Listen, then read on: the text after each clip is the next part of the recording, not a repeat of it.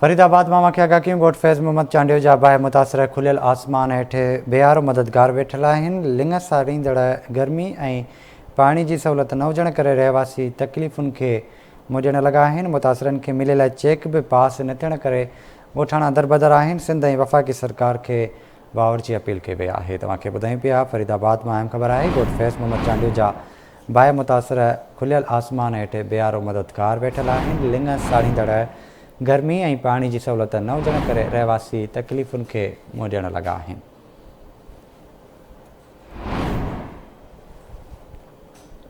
तव्हांखे ॿुधायूं पिया फरीदाबाद मां ॻोठ फैज़ मोहम्मद चांडियो जा बाहि मुतासिर खुलियल आसमान हेठि बेहारो मददगार वेठल आहिनि।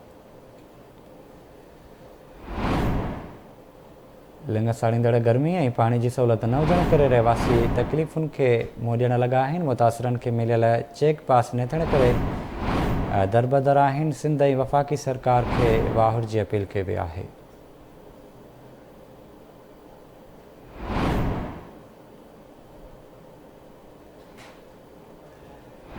राब्तो कयो आहे फरीदाबाद में मंठार ख़ासि कैली सां।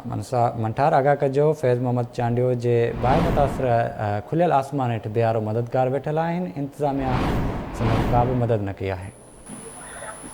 जी मां तव्हांखे ॿुधाईंदो हलां त ॻोठ फैज़ मोहम्मद चांडियो में जेको बाहि जो वाक़ियो पेश आयो उनखे 24 ॾींहुं आहे। 24 ॾींहुं गुज़रण खां पोइ जेको सो सिंध सरकार ऐं वफ़ाक़ी सरकार पारां जेके मुतासिरनि लाइ इमदादी चेक आया हुया उहे चेक अञा पास न थी सघिया आहिनि, जंहिंमें मुतासिर ॻोठाणा मुख़्तलिफ़ वक़्तनि ते दावो कंदा रहनि था।